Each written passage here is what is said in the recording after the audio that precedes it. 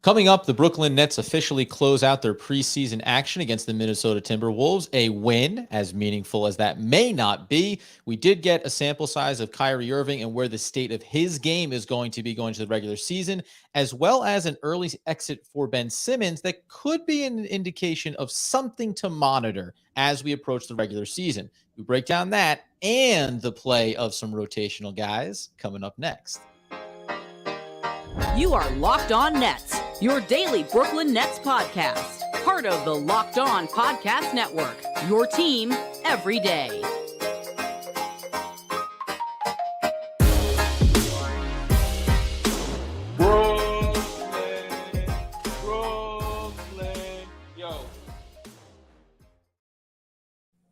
Yes, friends. It is, of course, the Locked On Nets podcast right here on the Locked On Podcast Network. It's your team, the Brooklyn Nets, every single day. Over there, you're going to find Doug Norrie, owner-operator of DFSR, for all your daily fantasy sports rankings from DraftKings to FanDuel.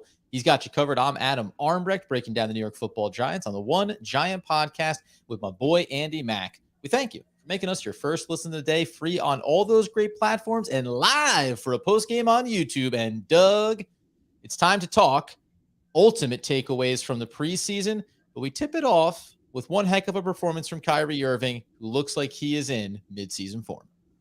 Yeah, they took it to Minnesota tonight for sure. Recording this Friday evening for all you folks that are listening on Monday. For this is the podcast, and Kyrie, I'm already here for contract year Kyrie, because that's what we're getting right now. It's contracted. He's diving on the court. Ain't gonna hurt. He's diving on the court, looking for loose balls. It's a preseason game.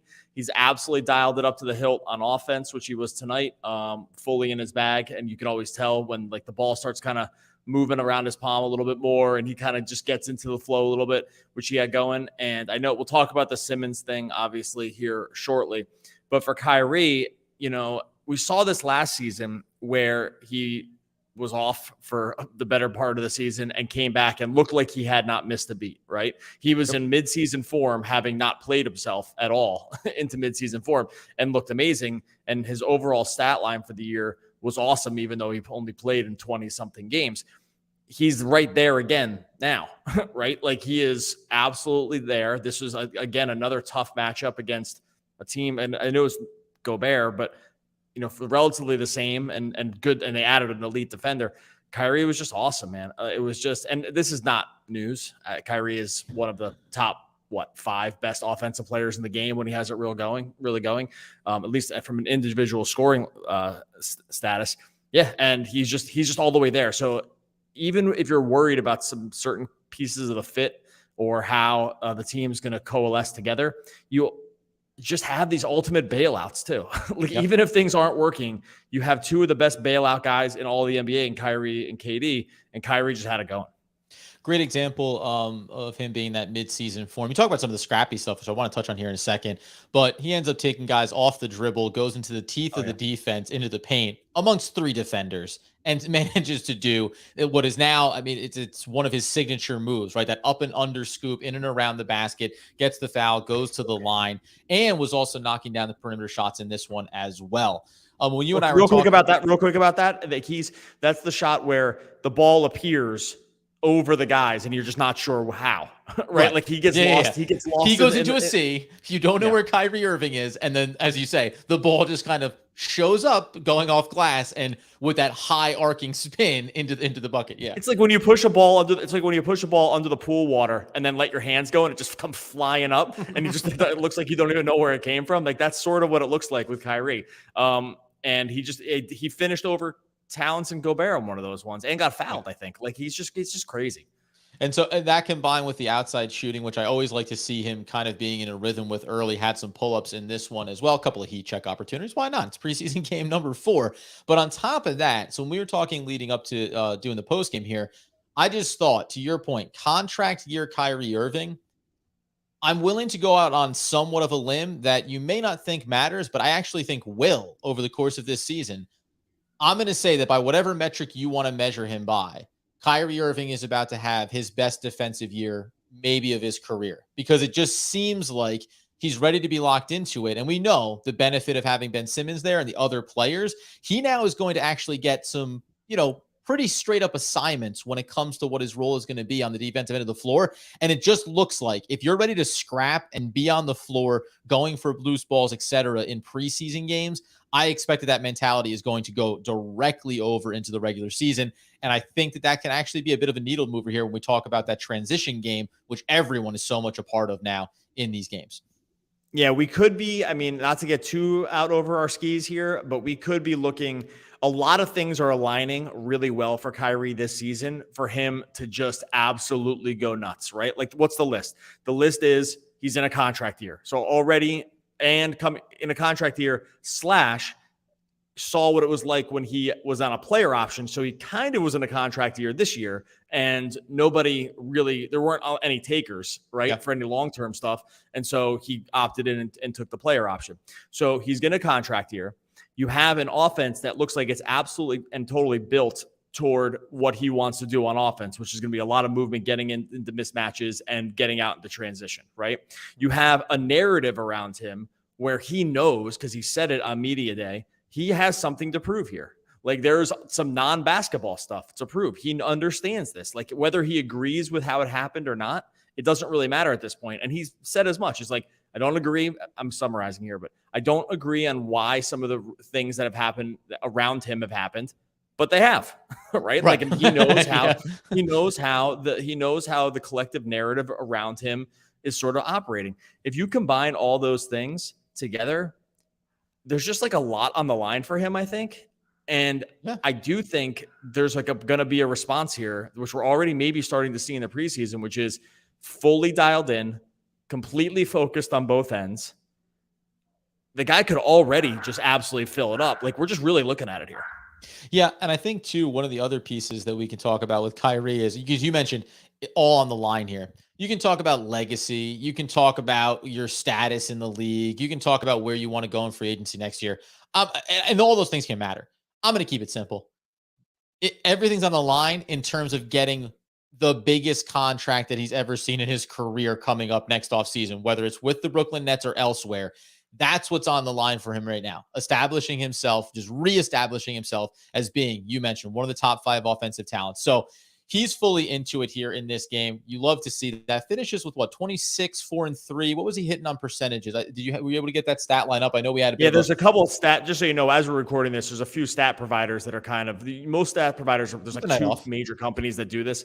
And when one goes down, you'll see it kind of go down everywhere. He was 8 for 17 from the field, 4 for 8 from 3, 6 from 8 from the free throw line. And I want to say one thing. I agree with you. The money in the NBA at this point is more just like about status. Like, it's just about like a recognition about where you stand in the game. These guys don't need to earn more money, but there's a reason they want to go for max contracts, because it's a recognition that you are one of the best players in the game and you're compensated as such. So saying that players are playing for money, like, it's not a knock. It's just like, that's a motivation. Again, these guys have more money than they could spend in many lifetimes. It's at this point, when you compete at this level, having that as a motivator can motivate you to not be selfish. Like, sometimes those two ideas are conflated, right? It's, if you're playing for money, you're not playing for the team. In Kyrie's situation, and in a lot of situations, they're not mutually exclusive. You can do both. You can put your absolute best effort on the court. It's going to really, especially for a guy like him and the way his game is played, it can really help your team.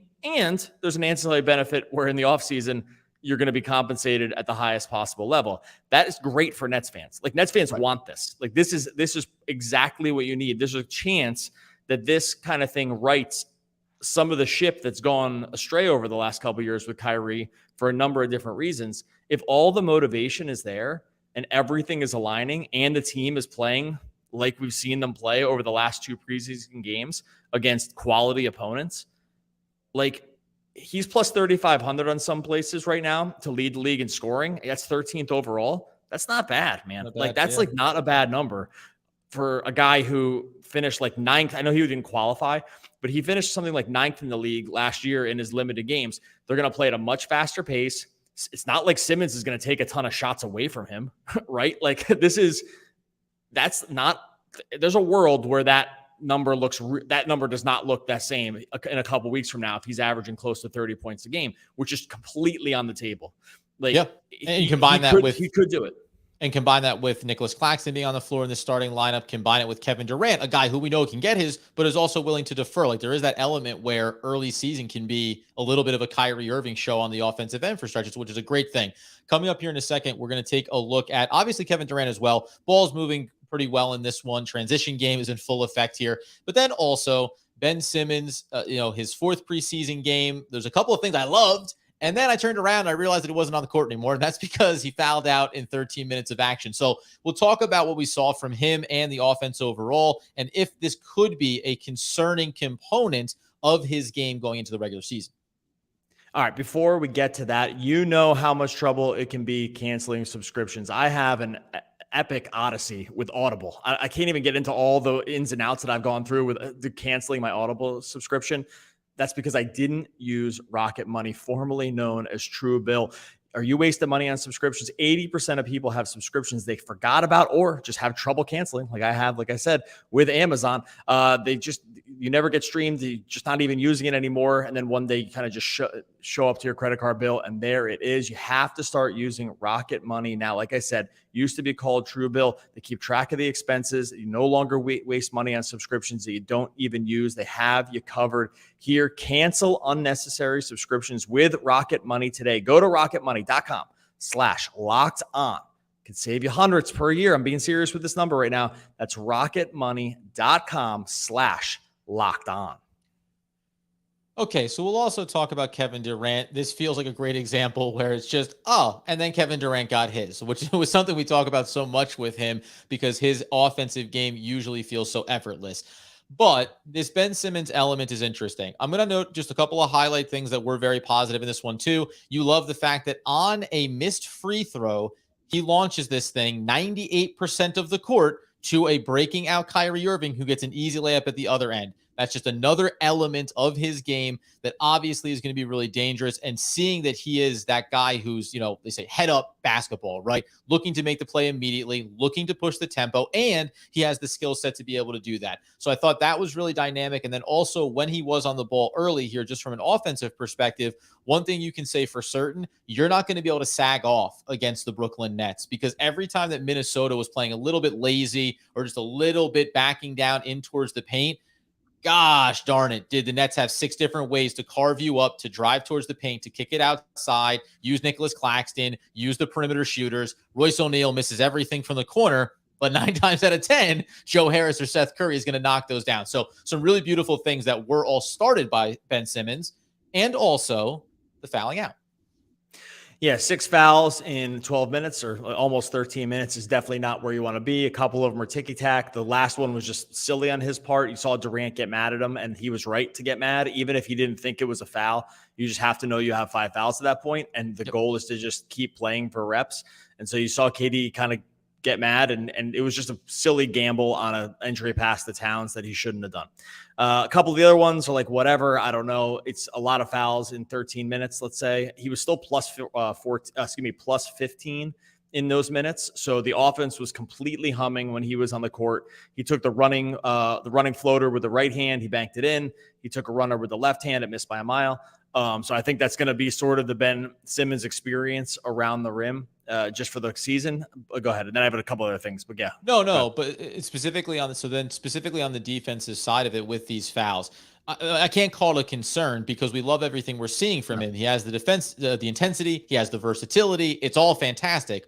Also, because he went out in this game and said, Karl Anthony Towns, I take that assignment, right? The game before he goes out and says, biggest matchup, I'll take that assignment. Yeah. He wants to take those, but the Nets are going to have to. Steve Nash is going to have to also navigate from a coaching perspective, making sure that you almost do want to call for some of these switches. Hey, Nicholas Claxton, you got to take your licks here too. Day'Ron Sharpe, come on in, big boy. Start throwing your body around. Markieff Morris, you need to be able to spread these out. And to your point, I know that a lot of them are probably just Ben Simmons being pretty hyped on the facet of his game he knows works.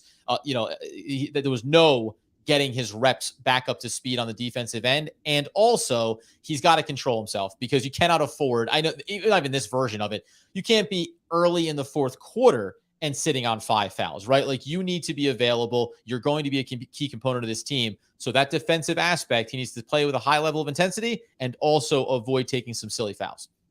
Yeah, like with aggression is going to come some risks that it gets overdone at times. I think that's just going to be the devil's bargain the Nets are going to play on defense. I'm for it. That they should do that. You've already seen in pretty small sample sizes that it's going to work. The defense has been really good. They did a lot more switching tonight than they have done in the other games that I've noticed, at least. It looked like there was more of a plan to try to switch some stuff. I don't know if it was because these teams had a little more on the guard side with D'Lo and Anthony Edwards. That's just going to predicate more switching around the perimeter than they've had to do against teams like Milwaukee or, to some degree, Miami, that just didn't have the same kind of like attacking threats like that. So we did see some more switching.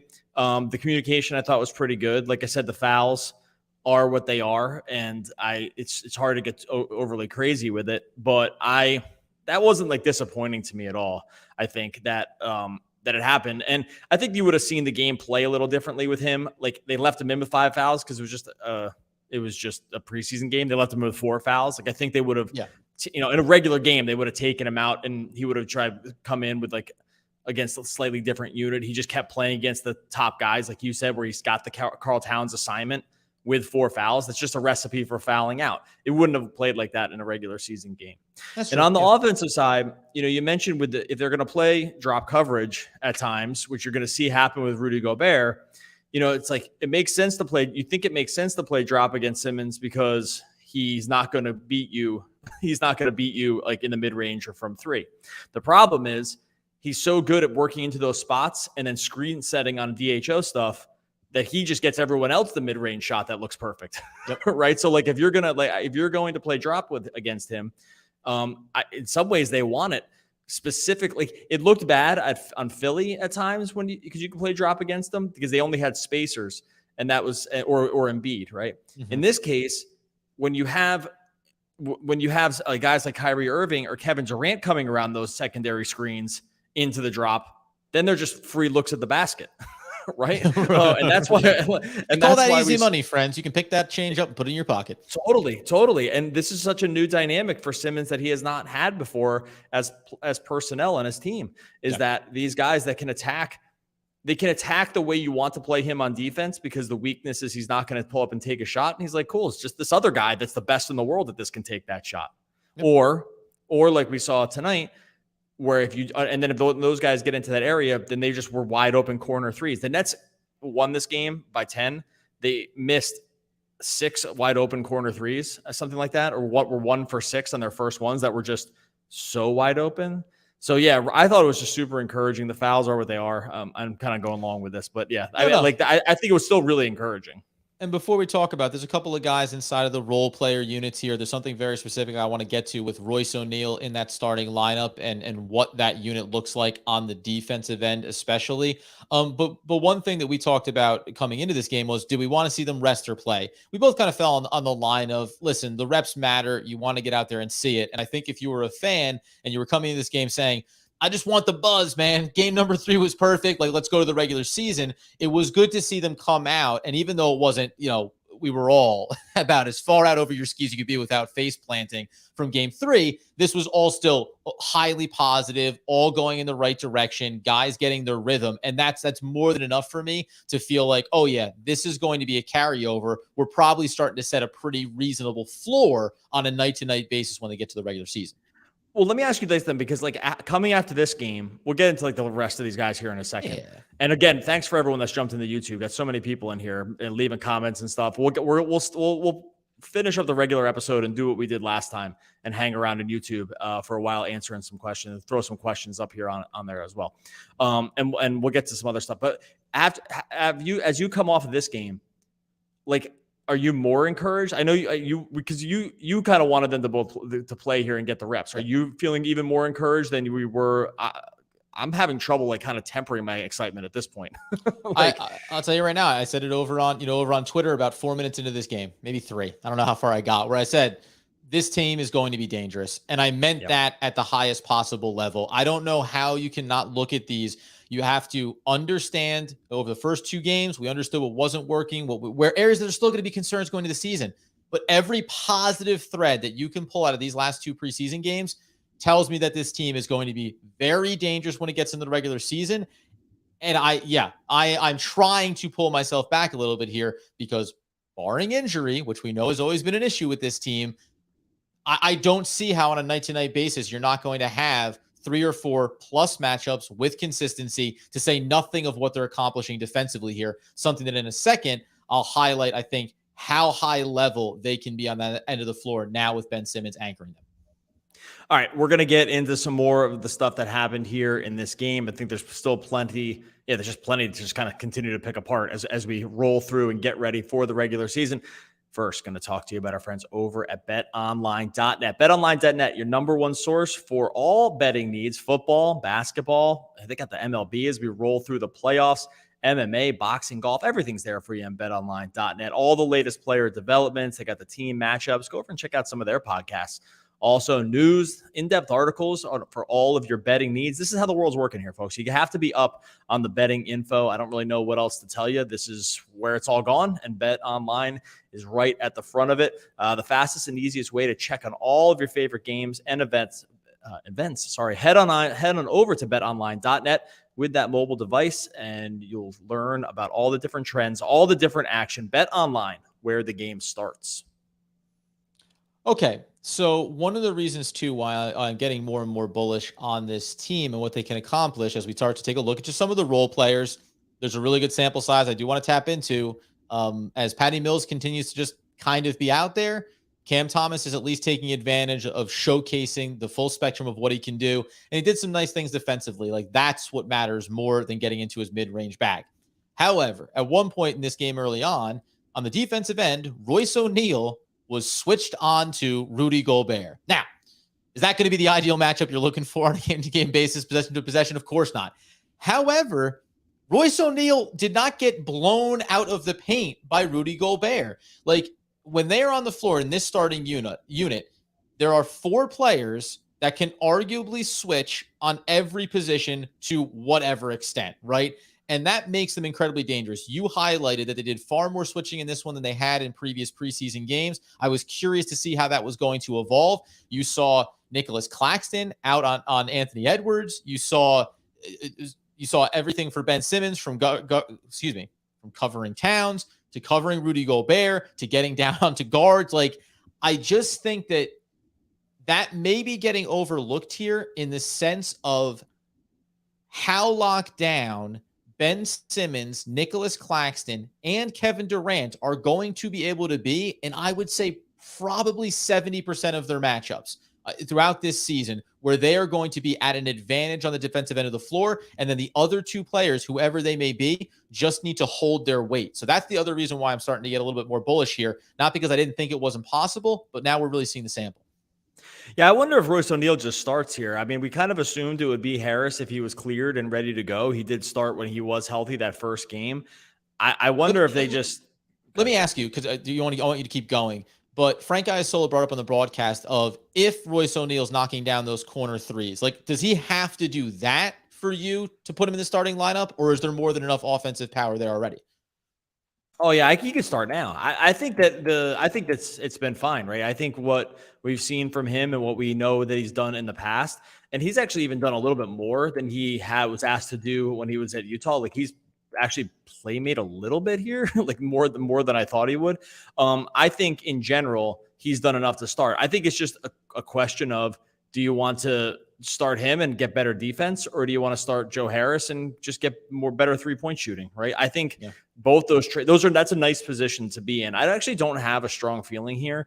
I could go either way. I think you get a real uptick in the 3-point shooting from what we know Harris can shoot. He, again, is a year removed from being the best 3-point shooter in basketball, so he's as good as it gets in that respect.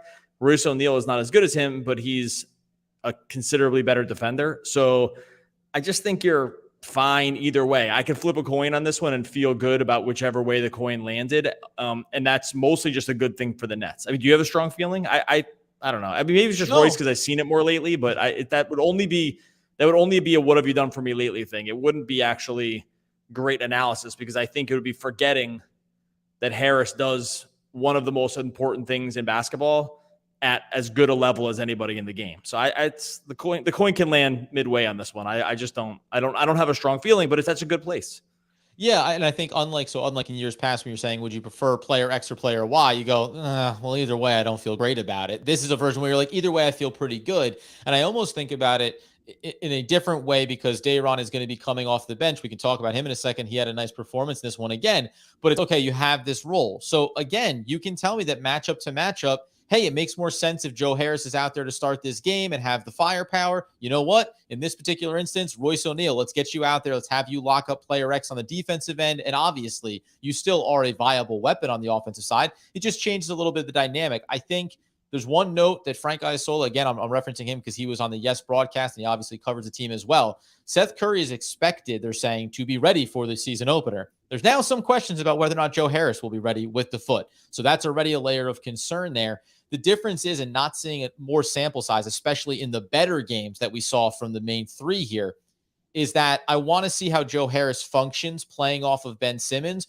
when it's not just about spotting up in the corner and knocking down the triples. That's going to be the majority of it, but can you play out in transition? Can you get those transition lead passes and finish at the rim? Remember when we used to talk about Joe Harris trying to go baseline a little bit, trying to attack at the basket a little more? It's not one of his top attributes, but he wanted to do it because the team needed it. If he can even do that at a marginal level, then I think it's this bit of this ebb and flow. But to your point, I'm going to be fine if you want to start Joe one game. I'm going to be happy if you start Royce. I won't be terrified or disappointed or disgusted if Seth Curry starts a game here, right? Like it's all going to be about who maybe has the hot hand in some regard and where those matchups go specifically on a night-to-night basis. It's a good problem to have because I have confidence in all three of those guys. Years prior, I had confidence in half of one.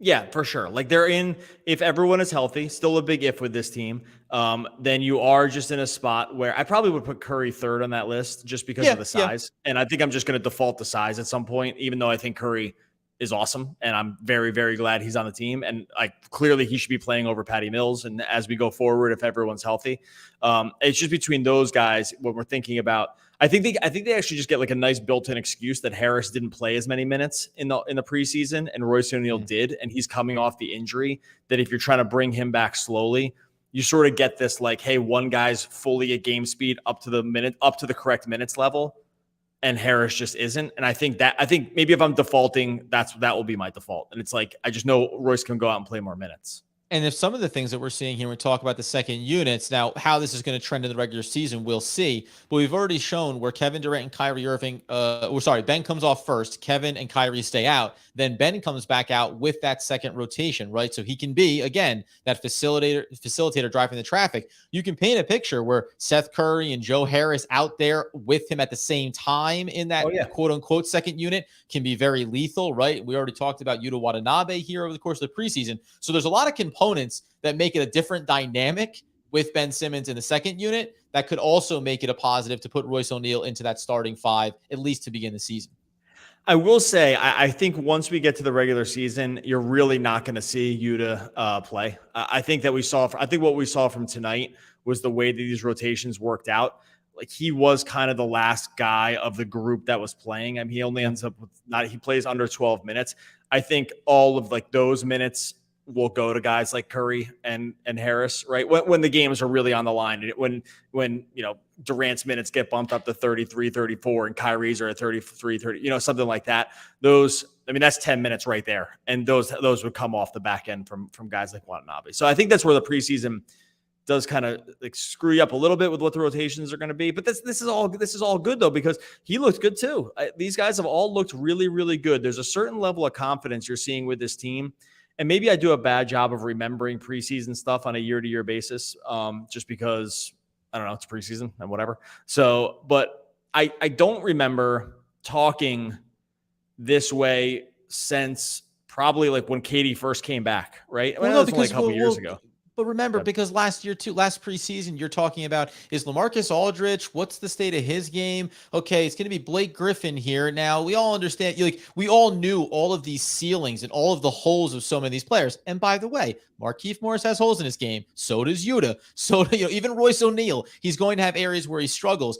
But the positives and the upsides on these guys are so much higher. And then you couple that, I think, with what looks like a really strong offseason development from Day'Ron Sharpe, a really nice step forward here for Nicholas Claxton. And all of the sudden, the team just looks healthier. It looks deeper, and it looks like a team that you can rely on for a level of consistency in the roles that you need in the fill. So no, 100%. I think that it feels different this year because we feel like we're getting a level of expectations that actually can be met, right? We may have been looking, not just us in general, through rose-colored glasses when we're like, okay, Blake Griffin, year number 2 after the buyout. Like, in some ways, we should have seen a lot of writing on the wall about what was going to be a pitfall there, right? When you say, here comes James Johnson, boys and girls, we all should have taken a big step back and said, this is going to be a big hill to climb here if you're just going to keep running out Kevin Durant for max minutes with everything that went on.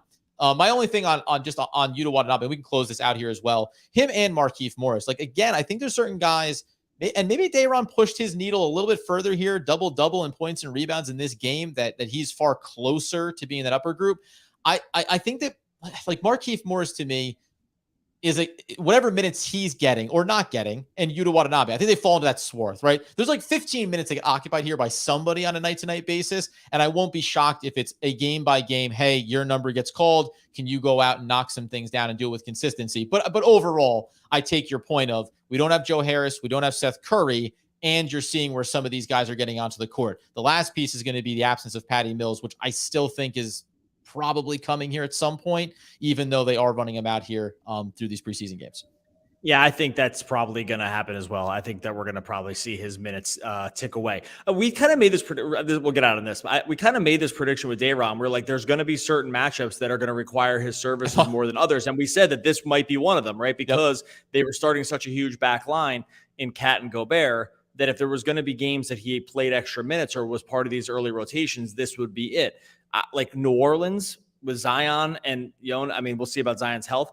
The first game of the year against Jonas Valanciunas, I don't think we see him really. Like, I think it's going to be more Markieff Morris and go a little small ball, and that's how they go. That, you know what I mean? I think the switching with Ingram and Nicholas Claxton and Ben Simmons, it all just makes more sense. And by the way, just full credit to you, because you pointed that out after I think the first preseason game going into the second one. You said, I wonder if, and it literally has played out exactly as you expected it to over these 4 games. We'll see. I mean, look, it's not a bad thing. It's good. It means you have optionality. Yep. Like, you have optionality around personnel if this is how they choose to do it, where you just say, okay, well, this is a guy that works really well in this matchup, and maybe we see more Markieff Morris, who, by the way, I will say this for Markieff Morris' sake, that there was at least twice where this game where KD called out Markieff Morris switches, where he got a switch into a smaller defender, and they're like, yep, that's good for us. That's, you got a smaller guy on you. We'll put you in the post in an ISO and live with what we're going to get. I mean, these are all little things that we haven't seen from this team outside of guys like KD and Kyrie over the last couple of years. So there are all these little marginal. Usually the call out from Kevin Durant was, you get out of my way. I'm going to take this one myself. Yeah. And he was right to do it. Yes. Please do not give it to James Johnson at the end of the shot clock so he can explore the studio space, as we said. Like, we don't need to let James Johnson cook. We don't want that to happen. It's just another year, or it's a year where, the personnel just lines up a little bit better for kind of everything that they want to do. Okay. We are going to hang around here in after YouTube. Party, guys. Yeah, we'll hang around here on YouTube. We'll formally close the podcast here, and then we'll hang around on YouTube. So the YouTubers will get a longer episode. If you're on the podcast right now, go over to YouTube and hit subscribe on Locked On Nets. I'll put the link in the show notes, and you can join us for after every game where we'll be coming live.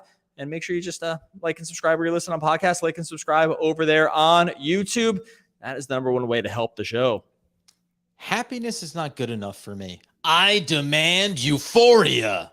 Calvin. From Calvin and Hobbes. Oh, one of the all-time great poets. I could wax poetic on Mr. Calvin for a long, long time. I won't do it here. We will be back again next week talking. And by the way, real quick, sorry, I don't usually end this, but just a little tease for next week.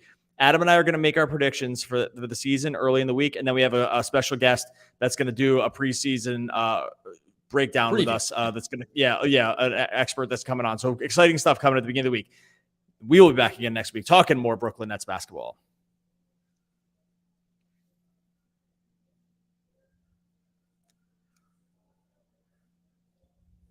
Okay, folks, welcome to the after party. Hey, let your hair down, friends. Kick your feet up. I don't know. It's Undo Friday a button. night. Yeah, whatever you're into. It's Take a freewheeling now. Sip of my seltzer, and then but let's keep it clean though, because we are on YouTube, guys. We don't want to get into any weird stuff here. But as I remind Doug Norrie to, of course, make sure you push stop on the old local recording. I know he did it. He knows he did it. He's not messing around. Let's get into the comments of the conversation. I did catch a little something here. Feel free to fire off your questions. We'll throw them up on the screen. We'll have a little bit of discussion here. I was catching a couple of things out of the corner of my eye. Looked like Kessler Edwards was getting talked about a lot. I feel like we've covered his ground a little bit. I'm a fan of him. If we're going to take indications about what we saw here in the preseason with Markieff Morris, with Watanabe, Kessler Edwards is going to be just keeping that bench sweet and warm, and he'll get some opportunities to pop in there and show what he can do, but he's further than closer. The other thing I'm going to say it's bothering me, but throw up your questions. It's bothering me that people are still saying the Brooklyn Nets need an elite rim protector. I'm not saying they don't need an elite rim protector. What I'm saying to you is they don't have one right now in this second, and / they have a lot of really good defenders that have taken on bigger assignments in the preseason and shown they're capable of meeting that task. No one's coming in the door right now. So get excited about what they have, something that could be really dangerous defensively. Stop demanding we trade for Miles Turner. Okay, yeah, I was going to say, like, of course, Miles Turner would be the perfect addition for the team. We've gone over this a gajillion times. We don't need to keep going over it. I will say, though, I made a couple notes about this. I thought their rim protection tonight was actually really good. Like, their weak side rim protection and their help protection was excellent. Like, there was multiple times where, again, before Simmons fouled out, that he's challenging guys at the rim. We saw him do this with Giannis the other night also. He's making it very difficult. KD had 3 blocks. 2 of them were at the rim. Another one wasn't. But still, and Claxton too, no blocks here, but like they made things really hard at times. The Timberwolves did do something a little different with Golbert tonight, where they actually put him in the post. Like that's not something that the Jazz did a lot. They was like kind of pick and roll screen assist stuff for him. They did try to get him into seal offs in the post. That did give the Nets trouble a little bit. I don't actually think the Nets were totally ready for that. That's smart, by the way. If Minnesota wants to do that, that is something they should be doing. Utah should have done it more also. But I thought even the Nets held up against that okay. And that was not something that you really could have game planned all that much for, because Rudy Gobert just hasn't done this. That's why he got to the foul line a few times. Anyway, so I thought in general, yes, I agree with you. They don't have an elite rim protector. I thought their team defense at the rim was good. Yeah, and so elite rim protector, no. Functional rim protection, yes. And that's a product like that's it's a team effort. It was gang protection, and like and that's fine, and it works. And by the way, the other way that you protect the rim as well in this game specifically, you talk about Karl Anthony Towns. You know, Rudy Gobert is a different type of player in that regard. But when Nicholas Claxton can prevent Karl Anthony Towns from getting into the paint at all because he can stay in front of a defensively out on the outside, that's rim protection. If they can't get near it to be able to start to have that function around the rim, that also helps. So I just think all those guys collectively, Daron Sharp as well, it seems like, and we saw this from Nick Claxton going from last year into this year, much better job of keeping his feet, extending his arms, using his length, and accepting. I'm not the biggest guy, but there's still a functional process where I can impact your ability to get at the rim without. We saw this against the 76ers, right, last year. He took on the assignment of Embiid and held his own, and nobody thought he was going to be capable of even showing up in that matchup. He was able to do it. Let's go ahead so we don't just turn this into an extended podcast episode for you and I. Al Mack threw one up here. Doug and Adam, that's me and you. Should the Nets get Charles Bassey? He was waived by the 76ers, and he's available for cheap. He's a good rebounder and rim protector. Doug, take it away. I mean, the only thing I know about him is that, like, if you play DFS, he was a guy that got played a few times last year during the COVID stuff. I don't have enough Charles Bassey background to make like a realistic take on this one. I don't want to fake my way through it. I know the name because because I didn't know enough. I thought throw it to Doug. I know the name because I do a lot of DFS stuff, and if you need to set minutes, you at least need to know who like the functional guys are, especially if they're a functional big behind Embiid. And that's kind of the extent for me. So I don't want to say something out of turn on this one. And I don't know. I'll look into it and let you know on that one, Al. Yeah, I'll frame it this way, and I'm not going to act like I know that player or any of the ones might come in. But the question with any of these guys is, so they get released by another team. the question you have to ask is, so do you not want Nicholas Claxton? Do you not think that he's good enough? Do you not think that he can play for this team? Do you not want to see Day'Ron Sharpe at all? Because at some point, you bring in another player that you think serves a particular role, it's taking it away from somewhere else. And that's okay.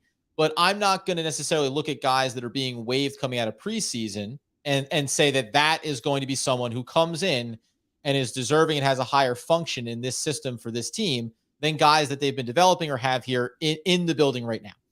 Yeah. So I think Adam's right. Like, I think the better way to think about this is, now that you've seen, let's say 50 to 60 minutes, no more, let's say 80 minutes of this core group together, right? Like, of what the starters are going to look like with the bigs.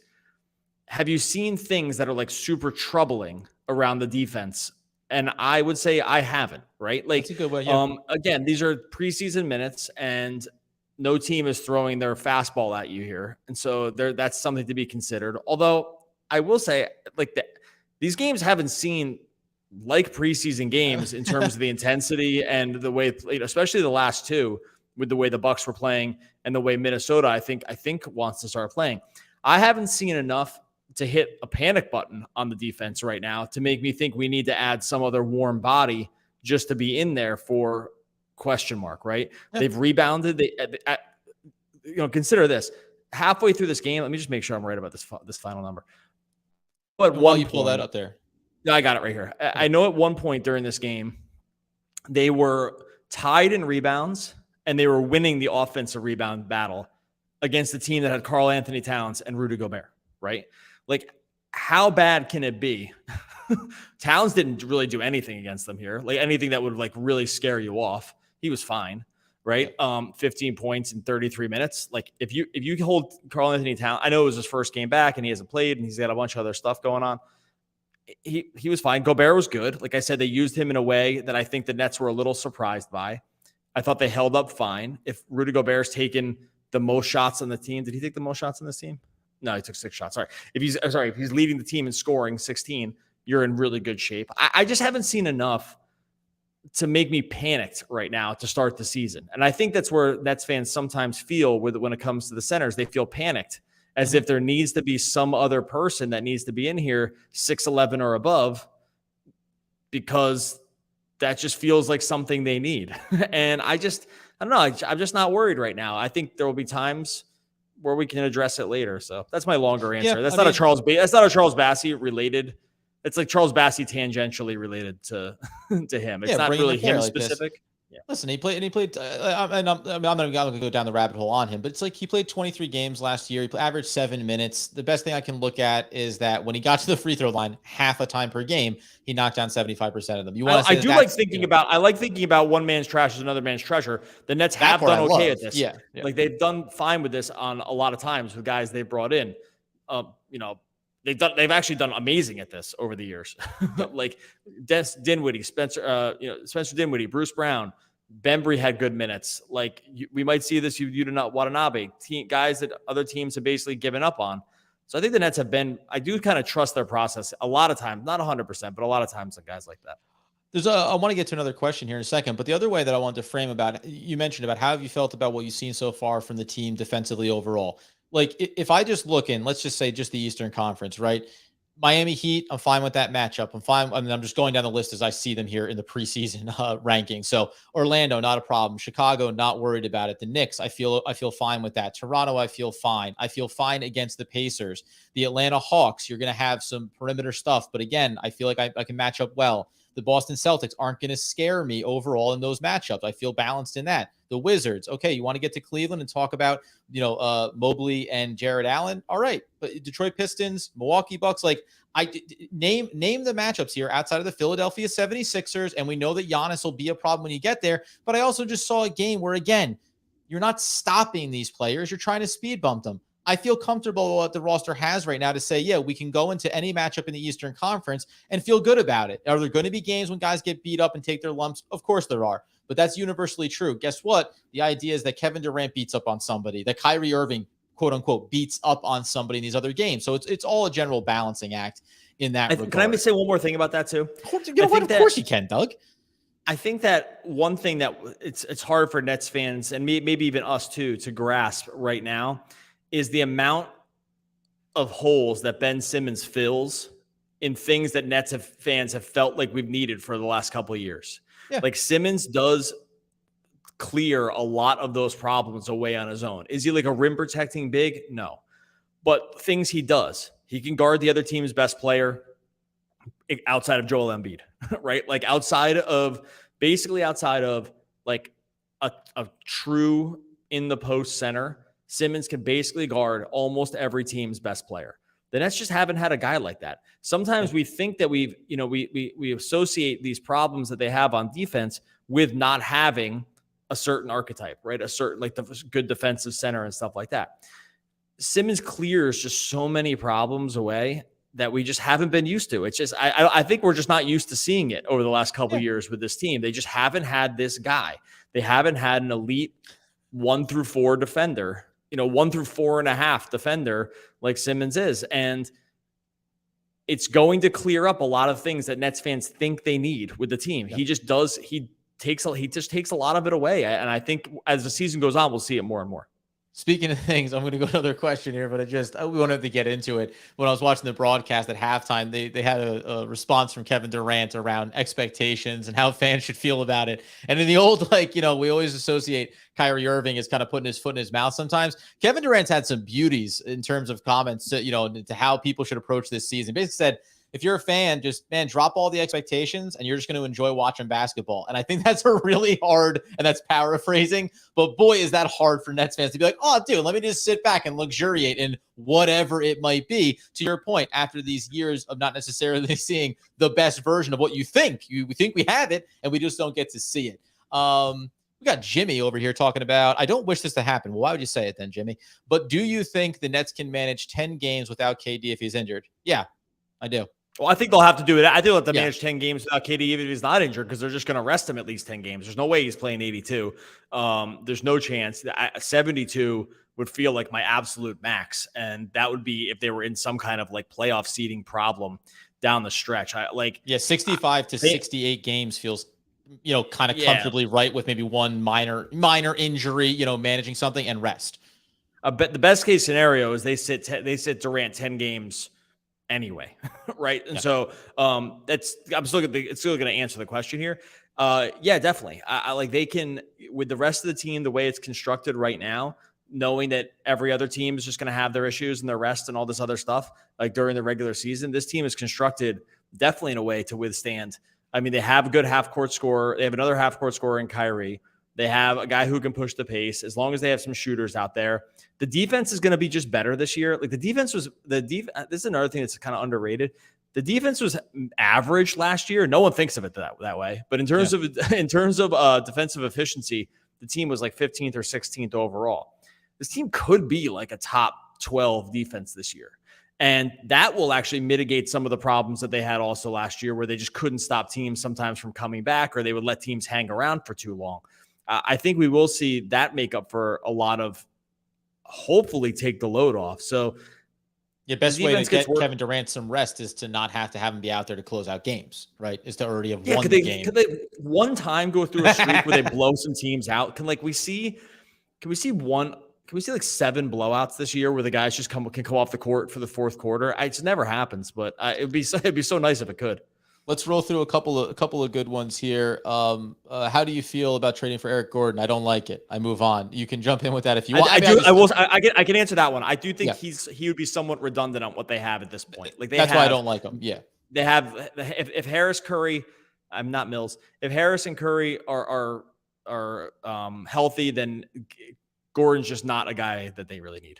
That's my opinion on that one. So I'm going to do this one real quick here. Jay Knight said we need a backup big. I like Dwight. I disagree with that wholeheartedly. I don't want Dwight Howard anywhere near this team. That's just me personally. I don't. Yeah, that one's easy. Think about how they played in these preseason games. Transition, fast, Dwight, shot out of a cannon, like wanting to get up and down the court, not having just some guy with 2 bricks in his shoes standing in the dunker spot. Like this is what you're going to get with Dwight Howard. Like, I just don't know why people want them. So that's such a firm no. Keep going, keep moving. Al Mack, would the Suns do Patty for Crowder straight up? The Nets would do Patty for Crowder straight up. That's not that wouldn't happen. But yeah, that'd be a nice little pickup for the Brooklyn Nets. I know that he wants out of Phoenix, but no, I don't think the Suns would do it. No, right? I mean, again, like Patty Mills, whatever his value, I hate to be doing this with Patty Mills because I like him, and I'll fall back to what Doug has said. I don't think that it's like fully over for him in terms of what his role is going to be. It hasn't looked good. And also, I know fans don't like this. I said this last episode. His value is far more about everything else, maybe off the court, and then a little bit of value on the court. I think at this stage of his career, at least the way we're seeing. I think what we're going to see with Mills, my prediction here is that he's going to be first unit off the bench here for like the first 2 weeks, and then as guys get healthy, you're going to wake up one day and be like, Patty Mills played 5 minutes last night. Like, I think we're gonna have that bank that comment right now, because we're gonna have that conversation if the team is healthy, where he just kind of starts getting buried. They're like, hey, Adam made a great point last episode that they might have given him sort of like a veteran thank you contract here with the 2 years and $6 million each, and said appreciate the effort, but as we go, like, he just plays less. I could see. Not saying that's for sure, but I could definitely see that happening. They're not going to move him. I don't think they could trade him. I don't even think his contract is good salary fodder. He's like $6 million range. It kind of like doesn't help you add up to anything good. And again, even if he's only playing 5 minutes all of a sudden, the Nets want him on the team. They want him to be a part of this team, even if it's just a veteran sitting on the bench. What about Cousins? I understand why people are bringing it up. I understand why you're bringing it up, Turner. I'm going to try to look for some other things here. We talked about, just because we talked about the bigs here a bit. Again, any of these guys, like Boogie Cousins is not the best version of a guy getting up in transition with his team and getting onto the offensive end. He's a defensive liability as well in a lot of aspects. By the way, sidebar, Doug, you know me. I love me a good trade machine. I love to get in there and chop it up. But coming into this season, like, I want exactly I want this team. This is what I want to see to start the year. Give me the sample size, give me 20 games, and let's see where we are with everybody, where people are fitting in. If someone's not serving their role, is Edmund Sumner going to be healthy and capable of contributing? What are we seeing with Joe Harris, with Seth Curry, right? Like, I want to see how all these pieces fit before I worry about messing with the ingredients. And if Ben Simmons is on the team, and he's going to be on the team for a long time here with this contract, almost everybody that they get has to be able to run the floor. Like, you have to be able to run the floor. Just think about the guy like that. Can the guy run the floor? If he can't, here's the decision tree. Can he run the floor? No. Okay. We don't even ever need to talk about him again. Like, can they most kind of run the floor a little bit? Claxton, can he run the floor? Dude, definitely. Can Sharp actually do it? Yeah, he's pretty active. Like, it's not the most graceful when he does it, but it's the legs are live at least. And so he can do it, right? If they can't do it, if they're 7'1" and they've been in the NBA for 15 years and no other team wants them, I think we can confidently say they don't need to be on this team. Like, I don't know. I think I'm kind of done. I think I'm all done answering the Boogie Cousins and Dwight Howards of the world. I think it's silly, actually.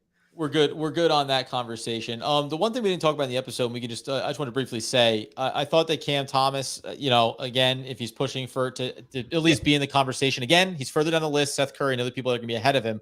But he had a good game tonight. He did the right things. Pulled the trigger on a triple. He actually used his dribble to back a guy down off the three-point line, stayed behind the three-point line, and took the shot and knocked it down. I thought that was good. Some nice functional passing on the offensive end, some active hands on the defensive end. Like, if he's going to be showing that he's willing to put in the effort, it's going to get rewarded. And that was a mentality throughout the last couple of preseason games. And it looks like Cam is at least taking those incremental steps forward here. I don't know when maybe it turns and we see him actually have a real consistent role. But as the Patty star fades, maybe there's a little niche there. I think it's still going to be based around the health of some other players, though, too. Decent court vision tonight. Was definitely looking to pass a little bit also. Yeah. Had a couple slip passes. He needs to be able to do that. Like, these are the next evolutions of his game. Took 1-3, made it. I mean, he has to be able to hit threes.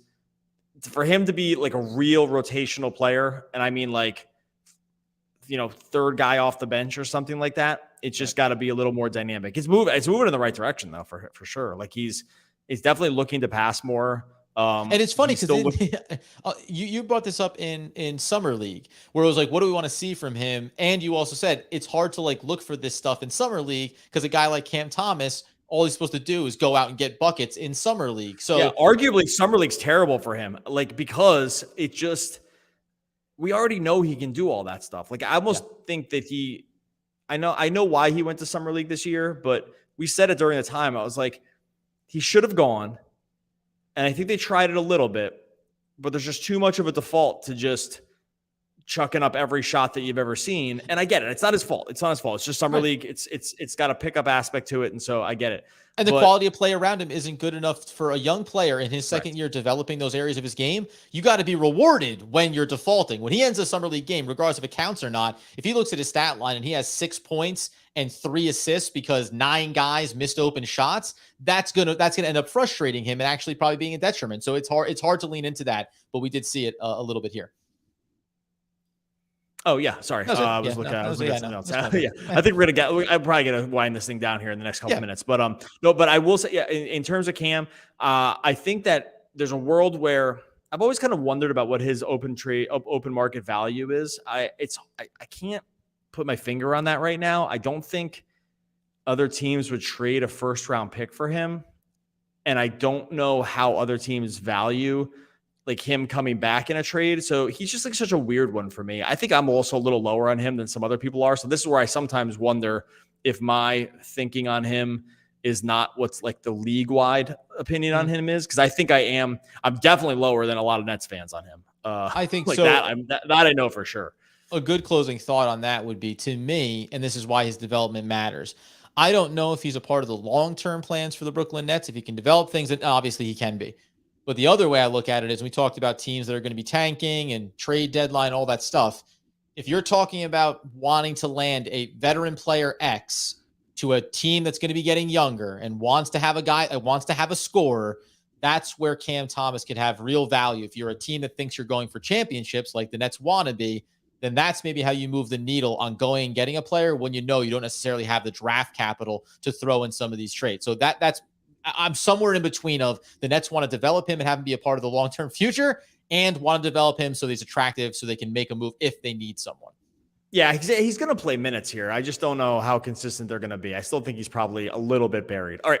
I think that's going to be it for us. Appreciate everyone still hanging around here. We got a ton of people in the chat.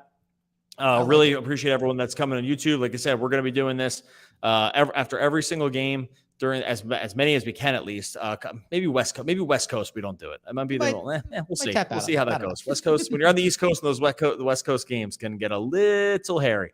But otherwise, I think we'll be here. Got a little hairy tonight.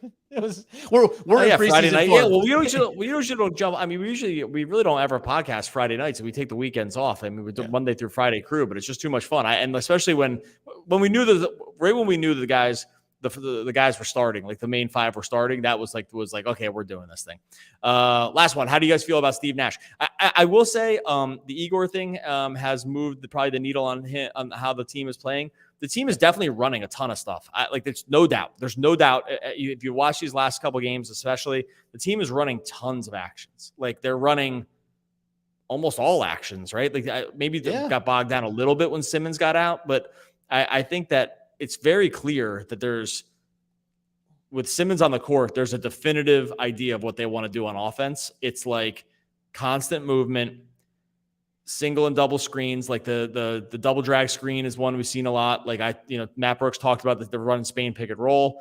Also, like Spain pick and roll, screen the screener, and then get to the basket. Like if you're not aware what that is, it's like there's basically 2 screens that are set. One screen gets set coming across the middle, and then another one comes up and screens that guy's guy, and then you can kind of get backdoor stuff. Anyway, they're doing a lot of this stuff. It's very clear on offense. So you want to give that to Nash? You want to say it's Simmons? Like I don't know. You say it's Igor? Like I don't know who to attribute it to, but it's very clear that what's happening is working. Very concentrated offensive sets. I don't know. Well, and here's the thing. I don't think we're ever going, like, this is going to be chicken or the egg. If you like Steve Nash, then you're going to want to say, hey, now that he has the right personnel and Ben Simmons functions better in his system and what he wants to do, that's why you're seeing this kind of open up now. And they have a mostly healthy roster, at least Kevin Durant, Kyrie Irving, Ben Simmons, and some good supporting cast members. If you hate Steve Nash, then you're going to say, well, it was good when Mike D'Antoni was here, and then it was garbage without him, and now it's better because they have Igor, and Steve Nash is a puppet. I kind of don't, I'll go a step further. I kind of don't care.